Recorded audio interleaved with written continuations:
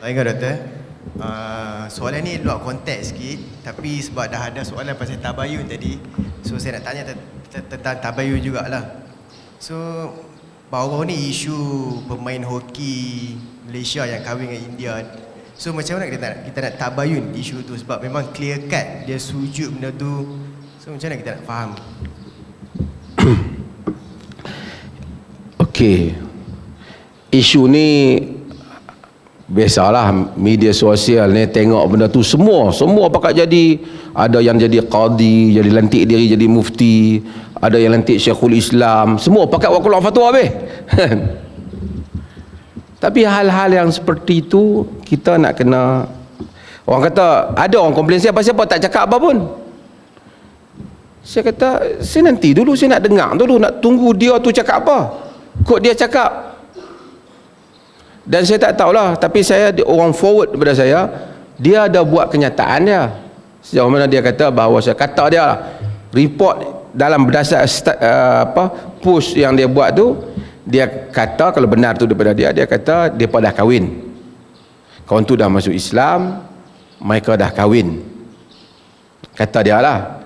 Sebelum tu, tetapi upacara tu memang pergi ke sana, upacara tu memang diminta untuk dibuat. Menurut cerita tu dia buat dalam keadaan hati yang berat, tapi dia buat jugalah. Okey, saya tak tahu, tapi yang pentingnya begini, saya dah tulis. Yang pertama, nikah, kahwin, apa semua ni ialah ada bab hukum hakam dia. Ada bab yang wajib dibuat, ada bab yang haram dibuat, ada bab yang boleh dibuat.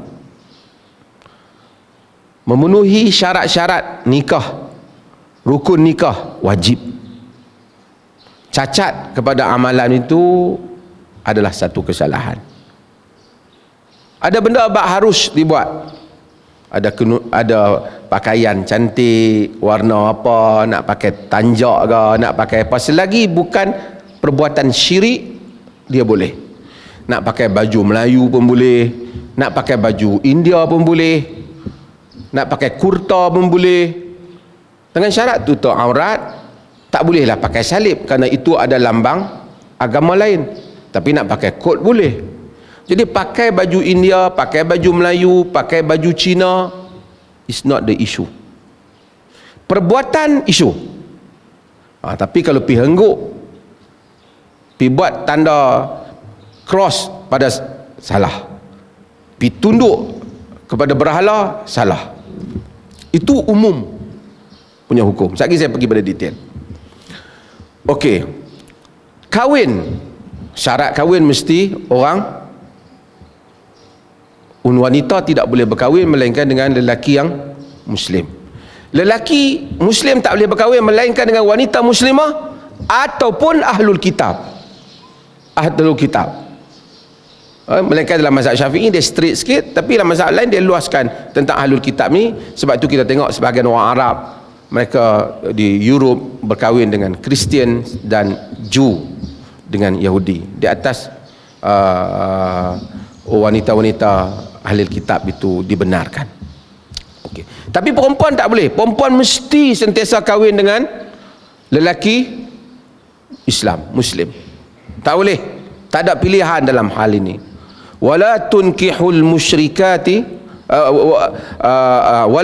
wala tunkihul musyrikina hatta yu'minu wala abdun mu'minatun khairun min musyrikin walau a'jabakun.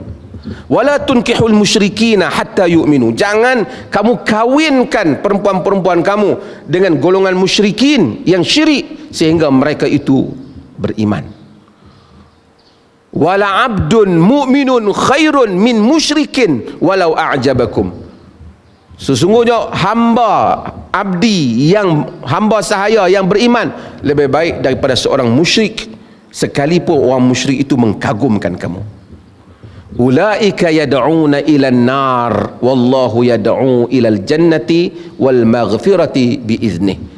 Mereka itu menyeru kepada neraka, sedangkan Allah menyeru kamu kepada syurga dan kepada keampunan dengan izinnya. So tak boleh.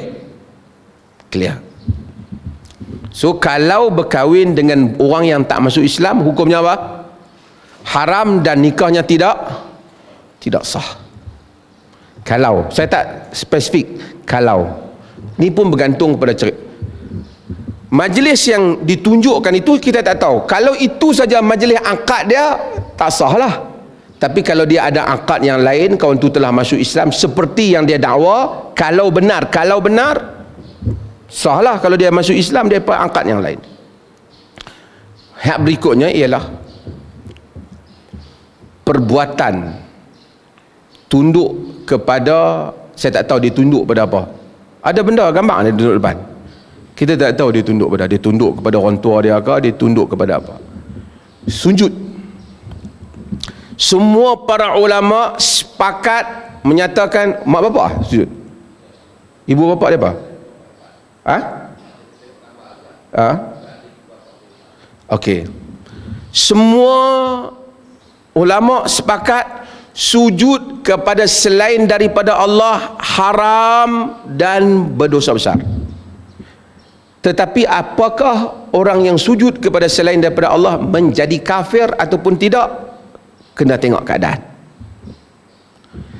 Kalau dia sujud itu sujud ibadah, sujud kerana mengagungkan, seperti mana mengagungkan Tuhan, menganggap rububiyah, keagungan, kafir. Tapi kalau dia sujud sebagai sujud hormat, contohnya dalam acara adat agama tertentu, kaum tertentu, dia sujud cium kaki mak bapak dah. Dalam kaum dulu, bila mereka pergi menghadap raja-raja, mereka akan cium tanah di depan raja tu, tanda hormat kepada tanah yang dipijak oleh pemerintah yang berkuasa. Perbuatan itu haram, tapi di sisi majoriti para ulama ia tidak kafir, kerana sujud itu bukan sujud ibadah, sujud itu sujud hormat. Salah tapi tak kafir. Alasan mereka ialah dulu Tuhan pernah benarkan, antaranya Tuhan arahkan malaikat untuk sujud kepada Adam. Wa idh qulna lil malaikati isjudu li Adam fasajadu illa iblis. Ketika kami kata kepada malaikat untuk sujud pada Adam, semuanya sujud kecuali iblis. Maksudnya dia sujud, tapi bukan dia sembah tu, dia sujud respect. Arab kata tahiyah. Tapi masa zaman tu Allah benarkan. Salah satu yang menunjukkan yang benar ialah Nabi Yusuf alaihi salam. Sebab baca dalam surah Yusuf, dia kata wa rafa'a abawaihi 'alal 'arsy wa kharlu lahu sujada. Dia angkat kedua ibu bapaknya duduk di singgasana, mereka semua itu sujud hormat kepada Yusuf. Maksudnya di dalam syariat yang dulu dibolehkan sujud hormat. Bila datang Nabi kita Muhammad sallallahu alaihi wasallam, Nabi larang. Bila Muaz balik, Muaz sujud kepada Nabi, Nabi kata jangan buat. Nabi tak bagi dah. Maksudnya tak boleh. Tapi tentu Muaz tak sembah Nabi, tapi the way people pay respect.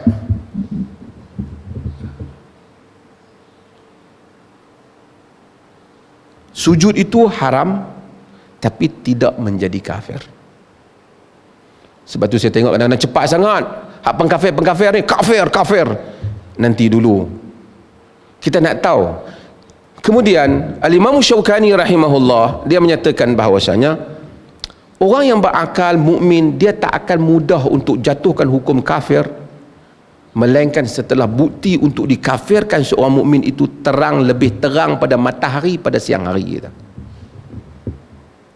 Kerana Nabi kata, bila satu orang kata pada saudaranya muslim ya kafir, akan balik pada dia.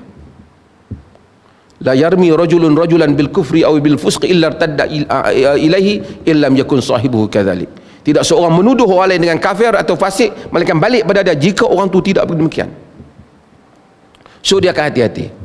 So kita nak kena tengok dia sujud tu Kita tak tahu pasal gambar. Sebab tu tak boleh hukum pasal gambar tu, kena panggil dia dibicarakan. Tanya dia, awak sujud apa? Kena tanya dia. Okey, habis. Yang berikutnya ialah, ada orang komplain, orang kata teruk, sekarang ni dah teruk. Saya tak tahulah sekarang teruk ke tak, mungkin saja, tapi dulu pun teruk juga, kan? Masalahnya sebahagian hak kata teruk ni bukan dia nak selesai masalah tu, dia ada political attention, dia ada tujuan yang lain. Tujuan dia nak berkelahi politik, dia bukan nak solve the problem. Dia kata teruk sebab apa? Kenapa tak ambil tindakan? Pertama, untuk saya dia bukan dia perleh lah. Yang kedua, dia orang Johor. Kemudian kes itu bukan berlaku di Malaysia. Berlaku di mana? Di mana kes itu berlaku? Peristiwa itu berlaku di mana? Di India. Kalau dia buat di Malaysia, saya percaya memang dia akan dikenakan tindakan. Artinya kalau sebab tu dia tak buat di Malaysia. Yang berikutnya ialah, dan kita ada kes yang saya sebut, ingat tak? Ada menteri dulu sujud atas batu Karbala. Tuan ingat? Dia pergi luar negara, dia semayang, batu Karbala tu ada tepi dia, dengan semua hak imam-imam hak itu tu, dia pun ada batu tu sekali. Kalau tak ingat, sekali boleh pergi buka nah handphone tu, tengok menteri sujud atas batu Karbala, gambar siapa naik.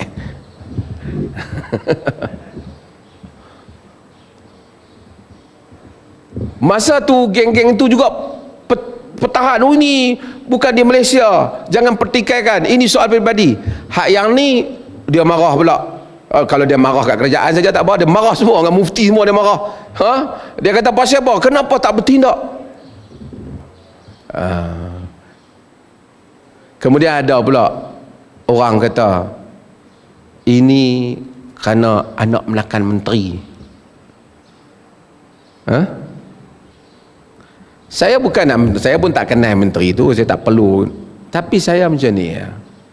Benda-benda macam ni bila berlaku, dia tak ada kaitan sangat. Kalau melainkan mak menakan dia tu kata very good, ataupun mak menakan dia bela dia, ataupun mana-mana menteri bela dia, yang tu kita boleh petikai lah. Kita masih ingat dulu ada menteri, tuan-tuan tahu menteri apa? Anak dia terlibat dengan dadah. Ada tak? Sampai ke mahkamah apa? Masa tu dia pun tak kata pula semua kabinet itu sukakan dadah. Saya bukan bela mana-mana kabinet, tapi you buat satu hukuman yang tak selaras, tak adil. Kalau you kata itu anak dia, bukan dia, yang ni tak boleh, yang ni anak menakan dia. Anak menakan kan lagi jauh daripada anak. Ini orang kata ruwaibidah, tafihun nas, ar-rajulul tafih, orang selekeh bercakap dalam urusan besar. Apapun, kita perlu menerangkan akidah yang betul-betul pada anak-anak kita. Itu kita perlu terang akidah. Ceramah-ceramah yang membezakan akidah Islam dan selainnya perlu dibuat secara harmoni. Geng-geng hak duk bising politik lah, bukan? Dulu dia marah Dr. Zakir Naik, suruh tangkap Zakir Naik, suruh hantar Zakir Naik balik. Kalau DAP saja padalah dengan DAP tu, depa pula tolong pula. Saya ingat tahap taat depa pada DAP tu sama dengan tahap orang-orang soleh taat daripada agama. Mereka pula sebutlah DAP ni marah habis. Dah tanya kan.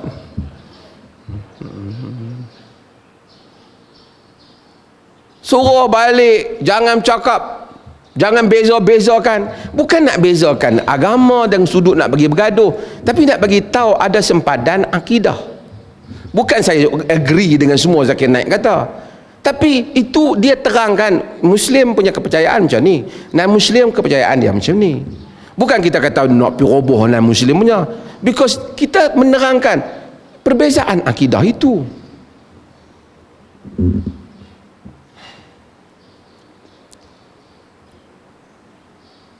Oh, masa tu mereka tak agree.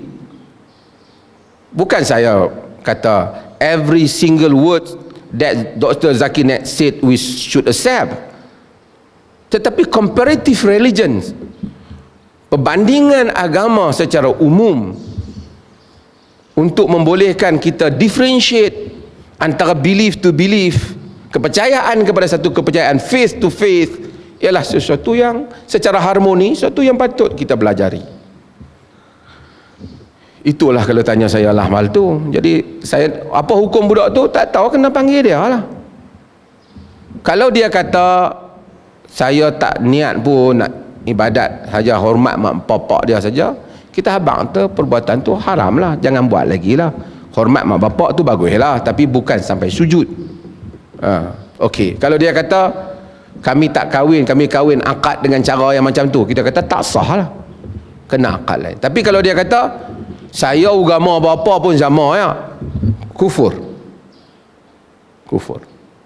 Dan ini yang disebut dulu oleh sebahagian ahli politik dulu, supaya membuka seluas-luas. Tonton, cari, buka internet, siapa ahli politik yang kempen berikan ruang murtad seluas, berikan ruang untuk orang Islam murtad, buka, tengok gambar siapa yang naik.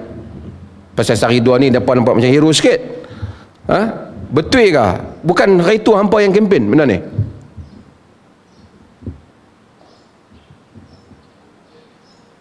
Sebab itu kita adil dalam hal ini. Kenapa dulu tak salahkan kerajaan? Saya bukan kata tak salahkan kerajaan, kita nak tunggu respon kerajaan dulu. Kalau kerajaan bercakap, kerajaan menyokong. Dulu ada isu yang kerajaan pimpinan kerajaan sokong. Misalnya suruh pendakwah dihantar, depa tu sokong. Kita komplain lah mereka. Orang nak bagi tahu penerangan Islam, depa kata jangan terang, kita komplain mereka. Kita tunggu kalau yang sama respon. Kita bersedia untuk mengkritik semua kerajaan. Pasal kita bukan ahli parti. Macam mana tuan? Tapi ini cakap saya ni tak kena-mengena dengan tuan pengurus besar saya di depan ni. Jangan mereka nak ambil tindakan kat dia apa pula kan. Yang ni mufti Perlis saja kena. Kita apa-apa kerajaan, menteri mana pun, kita tak ada masalah. Kita tak ada interest apa. Kita tapi nak criticize based on fact. Apabila betul faktanya, kita akan kritik, insya-Allah.